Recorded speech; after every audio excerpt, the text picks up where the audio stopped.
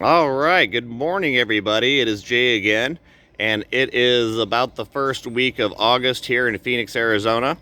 And normally it would be sort of a scorching time period here in Arizona, but we actually got our monsoons this year. And not only did we get our monsoons this year, but they haven't really stopped yet. And I have seen some of the worst storms this year here in the valley than I have ever seen. And I am native here. I have grown up here in Arizona, so I've been able to watch the weather for quite a few years here. And I'll tell you, this has been one of the best years we've ever had, and definitely one of the most fruitful years that we've had. So what are we going to talk about today? So the subject matter of today is peanut butter and chocolate trees. And I figure this video should interest you even if you don't like fruit, because I think everybody, in my opinion, likes candy bars. So here you go. We got peanut butter and chocolate. So the first one we're going to go over is this one right here. And I'm going to see if I can get back far enough so you guys can see what this tree looks like. These are absolutely beautiful trees to begin with. This is the first one we're going to feature, which is the peanut butter tree. And not only is this a gorgeous tree, but it provides one of the most tasty unknown fruits that people have not tried. And lots of fruit. This thing really puts on the fruit. So this particular tree is in my backyard. This tree gets afternoon shade, and it pumps on the fruit like you wouldn't believe. Those are the little flowers that it puts on, and you can see it's extremely prolific. This plant puts on the fruit because every one of these flowers sets into a fruit, and you can see the fruit right there. If the fruit's going to get a little bit bigger, but I'll tell you, this is also one of the fastest fruits, meaning it blooms and it goes to fruit, and you'll be eating those within a week. So what does the fruit look like or taste like? So you can kind of see there, it looks like a little berry. It's got a single seed on the inside, and it tastes, I'm telling you guys, it tastes exactly like peanut butter. This is a very, very cool fruit, and this is a fruit that people with peanut butter allergies can now eat because this one will not give them an allergic reaction. Not to mention, it's a beautiful tree, like I said, and doing awesome out here with all this extra rain.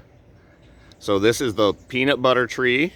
It produces a soft fruit that very much tastes like figs and peanut butter sort of mixed together. So if you guys like figs and you like peanut butter, then this is probably one that you're missing out on amongst thousands of other varieties of trees. Okay, guys, because there's so many fruit trees you wouldn't believe. But this is one of my favorite fruits because you can come out here and just pick these, and it just pumps on these little peanut butter fruits. I've got this planted right next to the chocolate tree. So the chocolate tree, let me see if I can get back and show this one, because this one has gotten really big.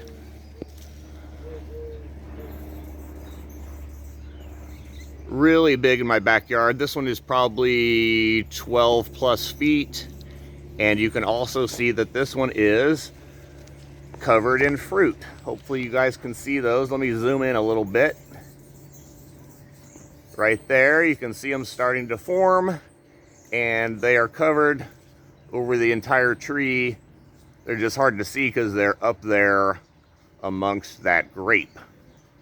But this is a larger tree also, and this is actually in the persimmon family, and it's called a black persimmon or a chocolate persimmon, or a black sapote is that's actual true, or what I call it anyway. So there's one right here in front of me. You can see it there. So you can see that it looks almost exactly like a persimmon.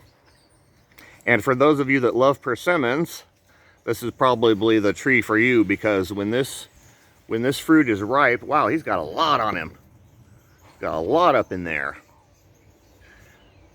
This tree tastes very much like a persimmon. So if you're a persimmon fan like me, then you will very, very, very much enjoy this fruit, because when you let this one go ripe, it's going to be sort of a black color inside. It's going to look almost rotten, right? But it's very, very sweet fruit.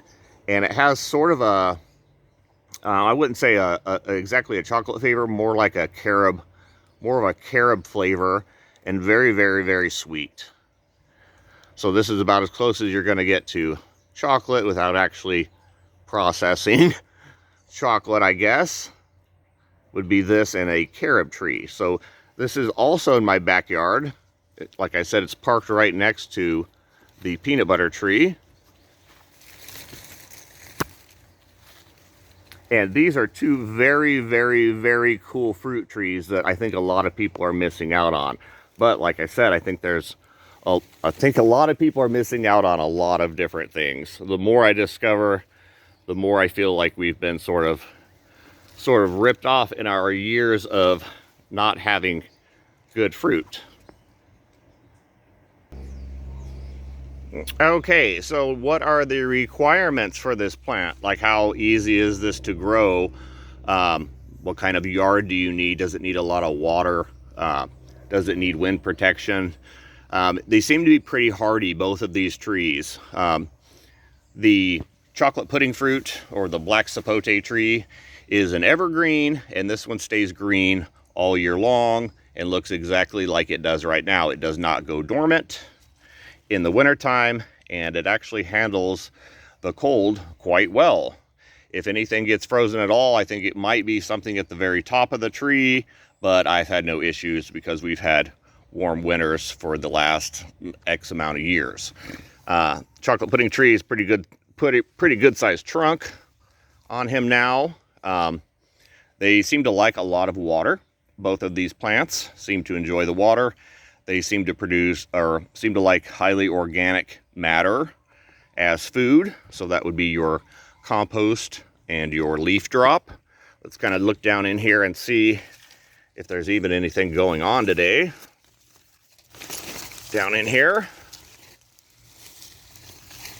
Oh yeah, so you can see the type of soil that this has. This has the same type of soil that all the rest of the tropical fruit trees have, and that's high in compost, right? So let's dig down in here a little bit, because this is all worm castings for the most part. Oh man, that's just absolutely beautiful soil. Absolutely beautiful soil. You can see all the earthworms out here doing their thing. This is highly processed compost. I mean, this is absolutely beautiful stuff. This is what they like to eat. This is more of a tropical tree, both of these plants. So both of these are fed with compost regularly.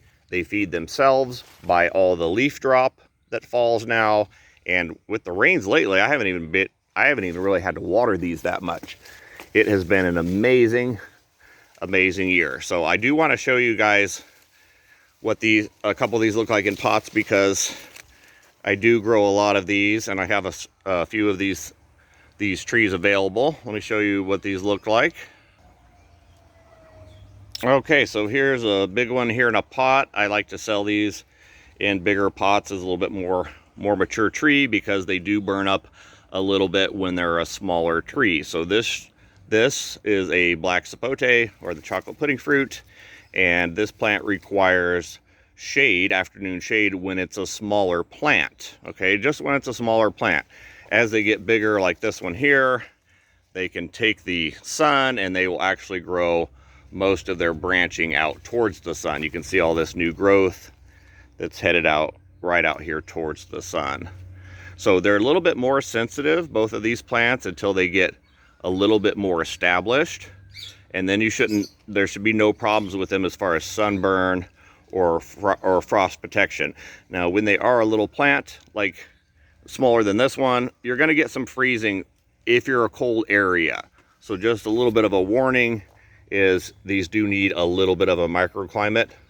That would definitely help, and I wouldn't dump these out in the full sun.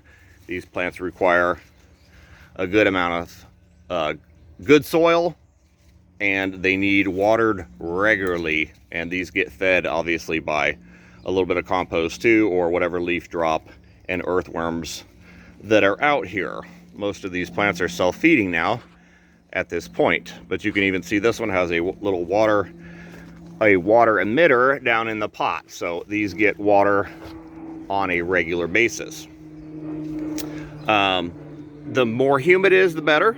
Obviously, it's been extremely humid this month, so all the plants here look absolutely amazing. Just kind of pan around a couple of these, look real quick.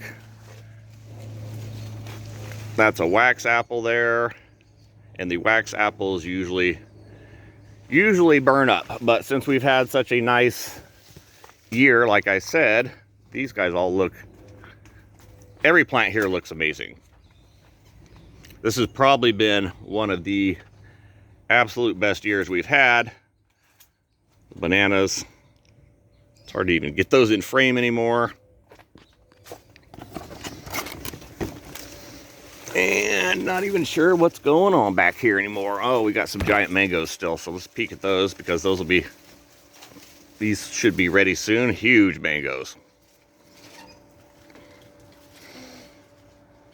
So these are not ready yet, and like I told you guys before, your mango harvest extends over quite a long period here in Phoenix that you're going to be getting mangoes. So these are nowhere near done yet.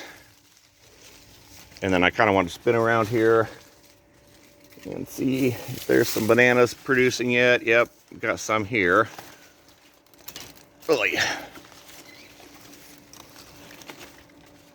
Got some bananas, so we're putting on quite a bit of growth during this little time period because we've been so wet here. I mean, this is amazing. Like, completely different environment than I am used to. And I'll tell you what, last year was so dry.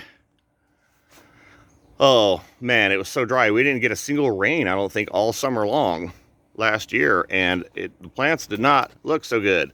But this year, with this extreme rain, everything has gotten huge. I don't know if you guys can see back in there, but my guest house is back there somewhere, buried in there. But mangoes growing way above it. Figs, star fruit, like almost touching the power lines. Way bigger than the castor beans even.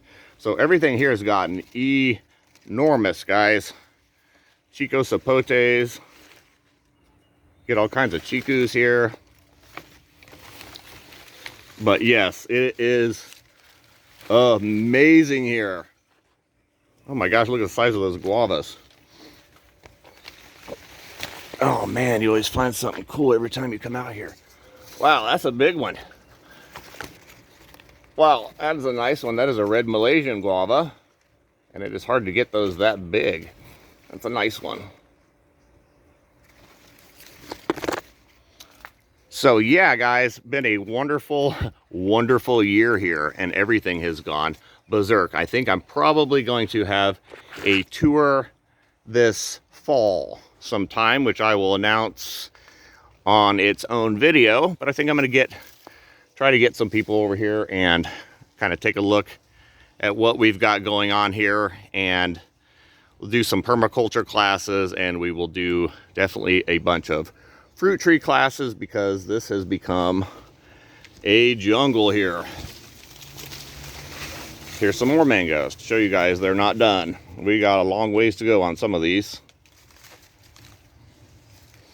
But yeah, that's the two trees I wanted to kind of highlight in this video, is your peanut butter and your chocolate trees, because I think that these are a definite must-have here in Phoenix, Arizona, and they're beautiful plants too. These remind me a lot of like a bougainvillea. Like, they've almost got the same leaf and the same little flowers that begin, except it produces a wonderful fruit. All right, guys, that is it for today. I'm going to try to get some more videos done while it's so beautiful out here, but I wanted to go over the chocolate pudding and the peanut butter fruit trees while they're blooming and setting fruit, so you guys can see what these look like. And I would say, man, if we had a year like this every year, well, we'd have to call this place San Diego, and then everything would get really expensive. So let's not do that exactly. But I'll tell you what, this has been a stellar year as far as fruit trees have gone. And this is one of those years where, yeah, you might want to plant some stuff, because we may actually get a little bit of our rains back. But I wanted to kind of walk through here real quick, because I did notice, even out here, you guys are familiar with the old shopping cart with the dragon fruit.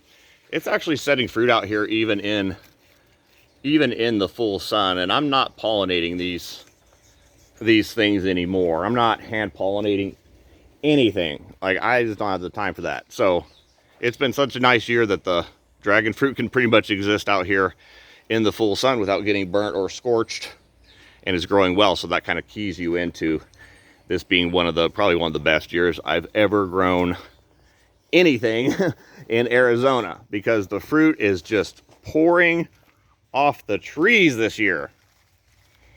I tell you what, this is gonna be the winter year. All right, guys, that is it on that one. Chocolate fruit and peanut butter fruit. And like I said, even if you don't like fruit or fruit trees, then hey, maybe this will spark some side of you that might get you a little bit interested in growing fruit trees, because I'm telling you, there are so many unique varieties of fruit trees that we haven't even discovered yet. That is insane. Huge finger limes. Way above the house here. Same with the mangoes. Everything has gotten enormous here, guys. So I'm going to do a fall tour, like I said before, but you guys are obviously welcome to come over to the nursery and check out the plants if you actually want to speak with me one-on-one about planting your own food forest, because I tell you what, we've turned it up a notch this year. If you've not been here in over a year, you got something coming for you, because I tell you what, this property has changed completely in the last year, and we've updated a lot of things as far as the nursery goes. Plus, you got to see some stuff I'm currently building so that I can get some coconut trees in here, because I would like to actually grow some coconut palms here in Arizona. All right, guys, that is about it for today. I am going to I will post when I'm going to do the fall tour, if I can get that done with COVID. Who knows? That might throw that off again, but it is what it is. Like I said, you can come over on the weekends. The nursery is open Fridays, Saturdays, and Sundays from 11 to 3, and you don't need an appointment. You can just stop by. All right, guys, wow, this is incredible. You got to see it in person. You have to see this in person. All right, guys, that's it for today. Thank you for watching.